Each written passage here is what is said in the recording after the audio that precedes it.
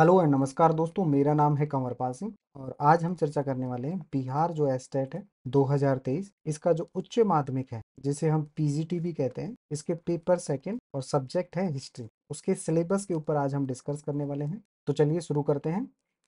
तो देखिए, सिलेबस की हम बात करें, खास करके उच्च माध्यमिक की हम बात करें, तो ये जो उच्च माध्यमिक का जो पेपर होगा, यहाँ पर दो पेपर होंगे। पहला जो फर्स्ट पेपर होगा ये 50 नंबर का होगा। सेकंड पेपर है ये 100 नंबर का होगा। फर्स्ट पेपर है जो सभी के लिए कॉमन होगा और जो सेकंड पेपर है ये सब्जेक्ट से संबंधित होगा, जो भी आपका सब्जेक्ट होगा। तो हम यहाँ पर जैसे हिस्ट्री की चर्चा करने वाले हैं, तो हिस्ट्री का जो पेपर है ये 100 नंबर का होगा और जो फर्स्ट पेपर है जो सभी के लिए कॉमन है ये होगा 50 नंबर का, जिसमें से भी जो 30 नंबर का है ये आर्ट ऑफ टीचिंग है और 20 नंबर का है अदर स्किल्स, जिसमें जीके आ जाती है, साइंस, मैथ और रीजनिंग। ये चार टॉपिक आ जाते हैं जो टोटल होंगे 20 नंबर के। और इसमें जो सर्वाधिक इंपॉर्टेंट है वो आपका सब्जेक्ट पेपर है जो होगा आपका 100 नंबर का। और यदि हम बात करें हिस्ट्री की, तो देखिए हिस्ट्री का जो टॉपिक है इसमें टोटल 15 यूनिट दी हुई है। सिलेबस के अंदर 15 यूनिट या टॉपिक दिए हुए हैं जिनके संबंध में हमें पढ़ना है। तो इसमें सबसे पहले हम चर्चा करते हैं भारत के इतिहास की। देखिए, भारत के इतिहास के टोटल दिए हुए हैं 11 टॉपिक और 4 टॉपिक दिए हुए हैं विश्व इतिहास के। तो इस प्रकार से हो जाते हैं, ये 15 टॉपिक हो जाते हैं। भारत के इतिहास की भी बात करें तो जिसमें से 4 टॉपिक प्राचीन भारत के इतिहास से हैं और 2 टॉपिक है मध्यकालीन भारत के इतिहास से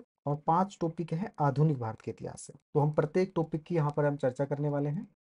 सबसे पहले हम बात करते हैं प्राचीन भारत के इतिहास से। तो प्राचीन भारत के इतिहास का जो पहला टॉपिक है वह है सिंधु घाटी सभ्यता, जिसे हम हड़प्पा सभ्यता भी कहते हैं। तो सिंधु घाटी सभ्यता में हमें पढ़ना है, इसका भौगोलिक विस्तार पढ़ना है, इसके जो महत्वपूर्ण स्थल है उनके बारे में हमें पढ़ना है और सबसे इंपॉर्टेंट है इसका नगर नियोजन और इसकी संरचना है, उसके संबंध में हमें पढ़ना है। इसके अतिरिक्त जो सिंधु घाटी सभ्यता है इसका सामाजिक, आर्थिक और धार्मिक जीवन, इसके संबंध में भी हमें पढ़ना होगा। और जो सिंधु घाटी सभ्यता है इसका पतन कैसे हुआ, उनके पीछे क्या कारण थे, उनके संबंध में हमें पढ़ना होगा। सेकंड जो टॉपिक है प्राचीन भारत के इतिहास का वह है मौर्य युग। तो देखिए, इसमें हमें पढ़ना है चंद्रगुप्त मौर्य के बारे में पढ़ना है, उसकी उपलब्धियों। चंद्रगुप्त मौर्य जो मौर्य वंश का संस्थापक था, मौर्य वंश का संस्थापक था, उसके संबंध में हमें पढ़ना है। साथ ही हमें अशोक की जो विदेश नीति है उसके बारे में पढ़ना है और किस प्रकार से अशोक ने कलिंग युद्ध के पश्चात में युद्ध को त्याग कर धर्म को ग्रहण किया था, धर्म जिसे हम धम्म कहते हैं, उसके संबंध में हमें पढ़ना है। साथ ही हमें मौर्यकालीन समाज, अर्थव्यवस्था और कला के संबंध में पढ़ना है,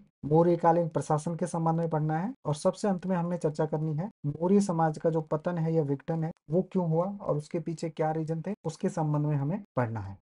अब हम चर्चा करते हैं हर्षवर्धन। देखिए, गुप्त काल के बाद में हम बात कर रहे हैं, यहाँ पे गुप्तोत्तर काल की बात कर रहे हैं। तो गुप्तोत्तर काल में भारत छोटे छोटे राज्यों में डिवाइड हो जाता है और उन्हीं में एक राज्य होता है हर्षवर्धन का। हर्षवर्धन उस समय कन्नौज के शासक थे। तो इस टॉपिक में हमें पढ़ना है हर्षवर्धन के जो ऐतिहासिक स्रोत है जिनसे हमें हर्षवर्धन के बारे में पता चलता है वो हमें पढ़ना है। साथ ही हर्षवर्धन की विजय और उसके साम्राज्य विस्तार के बारे में हमें पढ़ना है और हर्षवर्धन का जो प्रशासन था उसके संबंध में हमें पढ़ना है। फोर्थ जो यहाँ पे टॉपिक दिया हुआ है वह है दक्षिण भारत से है और इसमें हमें पढ़ना है चोल साम्राज्य के बारे में। चोल में भी हमें राज राजा और राजेंद्र चोल, ये दो प्रमुख शासक हुए हैं चोल राजाओं में, इनके शासनकाल और इनकी उपलब्धियों के बारे में हमें पढ़ना है। चोलों का जो स्थानीय प्रशासन था उसके संबंध में हमें पढ़ना है और चोलों ने किस प्रकार से एक बहुत बड़ी नेवी का निर्माण करके भारत की सीमाओं को पार करके, जल सीमाओं को पार करके किस प्रकार से उन्होंने सिंहल द्वीप, जिसे वर्तमान में श्रीलंका कहा जाता है, उसको किस प्रकार से विजय प्राप्त की। उनकी जो समुद्रिक विजय है या समुद्रिक जो गतिविधियां हैं तो उनके संबंध में भी हमें पढ़ना होगा। अब हम बात करते हैं मध्यकालीन भारत के इतिहास की बात करें। देखिए, मध्यकालीन जो भारत का इतिहास है इसे हम दो भागों में डिवाइड कर सकते हैं। एक तो आ जाता है सल्तनत काल और दूसरा आ जाता है मुगल काल।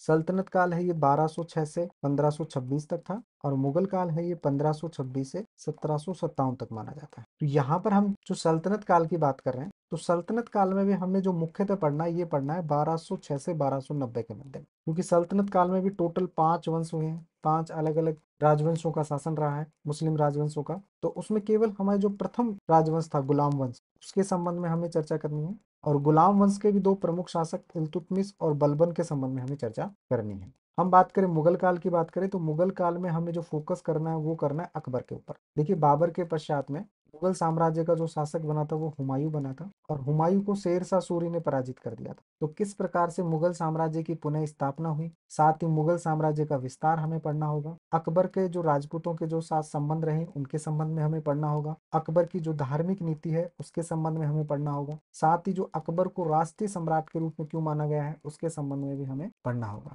ये जो दो टॉपिक हैं, दिल्ली सल्तनत और अकबर, ये मध्यकाल से संबंधित हो गए। और 1757 में एक युद्ध होता है प्लासी का युद्ध, और 1764 में होता है बक्सर का युद्ध। इन दो युद्धों के पश्चात में भारत में अंग्रेजी शासन की नींव डल जाती है और यहीं से हमारा आधुनिक भारत का इतिहास शुरू हो जाता है। तो यहाँ पर हम आधुनिक भारत के इतिहास की बात करें तो टोटल जो हमें पॉइंट दिए हुए हैं सिलेबस में वो 5 दिए हुए हैं। पहला जो पॉइंट है आधुनिक भारत के इतिहास का वो आ जाता है प्लासी और बक्सर की लड़ाई।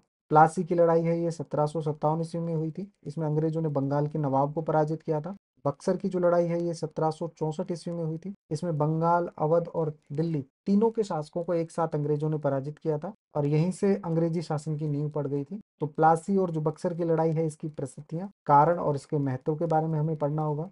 सेकंड जो टॉपिक है वह है 1857 का विद्रोह। 1857 के विद्रोह के पीछे क्या कारण रहे, इसकी प्रकृति और प्रभाव के संबंध में हमें पढ़ना होगा। नेक्स्ट जो टॉपिक है वह है राष्ट्रीय कांग्रेस की उत्पत्ति कैसे हुई, साथ ही प्रारंभिक जो राष्ट्रवादी आंदोलन थे उनके संबंध में हमें पढ़ना होगा, जिसमें नरमपंथी और चरमपंथी अर्थात नरम दल और गरम दल दोनों की जो क्रांतियां हैं उसके संबंध में हमें पढ़ना होगा। नेक्स्ट जो टॉपिक है वह संबंधित है असहयोग आंदोलन, जिसमें उसके कारण और प्रभाव के संबंध में हमें पढ़ना है। स्वराज्यवादियों के संबंध में हमें पढ़ना है। सविनय अवज्ञा आंदोलन है, इसके कारण और प्रभाव के संबंध में हमें पढ़ना है। साथ ही सांप्रदायिक के संबंध में हमें पढ़ना होगा। और आधुनिक भारत के इतिहास का जो अंतिम टॉपिक है उसमें हमें पढ़ना है स्वतंत्रता और विभाजन। और भारत की स्वतंत्रता और विभाजन में ब्रिटिश संसद द्वारा पारित किए गए दो अधिनियम प्रमुख है। पहला जो अधिनियम है वह है कैबिनेट मिशन प्रस्ताव और दूसरा जो अधिनियम है वह है भारतीय स्वतंत्रता अधिनियम। तो इन दो अधिनियम के संबंध में हमें पढ़ना होगा। साथ ही जो राष्ट्रवादी जो आंदोलन है और रियासतें, देसी रियासतें हैं, इनका क्या महत्व रहा था उनके संबंध में हमें पढ़ना होगा। इसके अतिरिक्त जो चार टॉपिक हैं वो वर्ल्ड हिस्ट्री से लिए गए हैं, जिनमें सबसे पहले आ जाता है पुनर्जागरण। पुनर्जागरण की शुरुआत है ये इटली से हुई थी। इटली के बाद में धीरे धीरे संपूर्ण यूरोप में फैल गया था। तो पुनर्जागरण के कारण, चरण, प्रकृति और प्रभाव, तो इनके संबंध में हमें पढ़ना है। नेक्स्ट जो टॉपिक है विश्व इतिहास का वह है औद्योगिक क्रांति। देखिए औद्योगिक क्रांति की शुरुआत हुई थी इंग्लैंड से और उसके बाद में जो औद्योगिक क्रांति है ये संपूर्ण यूरोप में फैल गई थी। तो औद्योगिक क्रांति के कारण और प्रभाव, तो इसके संबंध में हमें पढ़ना है।